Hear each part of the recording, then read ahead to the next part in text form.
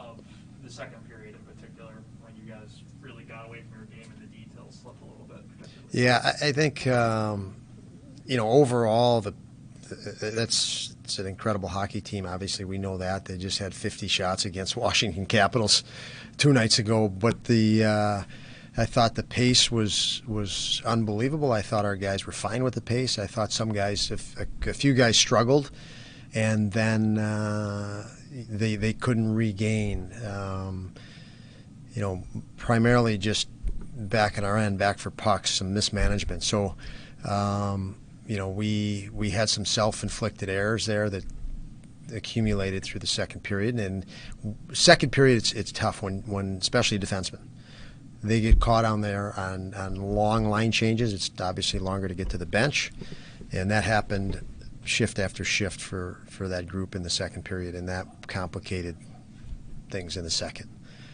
So by virtue of getting out of the second, the third was going to be a little better, and it was in that regard, and we had some chances. I like the fact that we generated chances all the way through.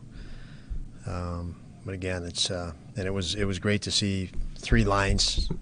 Now it moves them gets to the wing, and 3 lines being Thompson, Middlestead, Cousins. I thought was a nice feel, really nice feel. I thought at times we struggled to get the puck up to them, but the those 3 lines were really nice to have. Not all for the same reason, but you guys are allowing a lot of goals, as of late especially. I mean, how do you really clean that up? Because you guys are generating offensively. I know it's not one thing. Yeah, we continue to focus on some details, but a lot of it is self-inflicted. We have pucks on our stick and we're not executing, and it ends up back in our zone. And that is, it's not as systematic as it may be, just guys playing through it. So you just got to keep on it. The guys have to keep improving and work on improving. But I think everybody that watches us can visualize it. Sometimes when a guy has a puck on a stick and there's a play to be made, and we had a hiccup, and that seems to be the more challenging issue.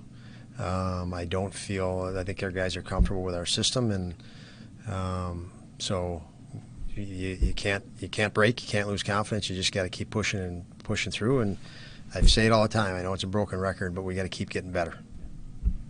And those.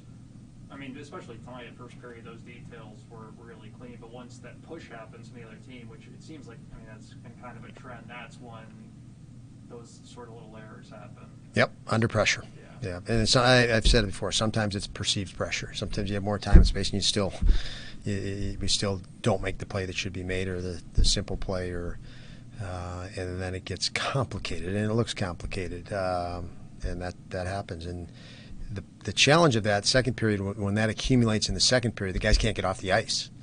And then when it accumulates in a game, some fatigue comes in, or maybe confidence to the other side comes in, and you're dealing and fighting that. So you're fighting a tougher battle as a result. So, we need to be a little more efficient and effective when we do have possession, especially coming out of our end and right after we kill a play. And that, if we can clean that up, and as we clean that up, what you see is going to clean up.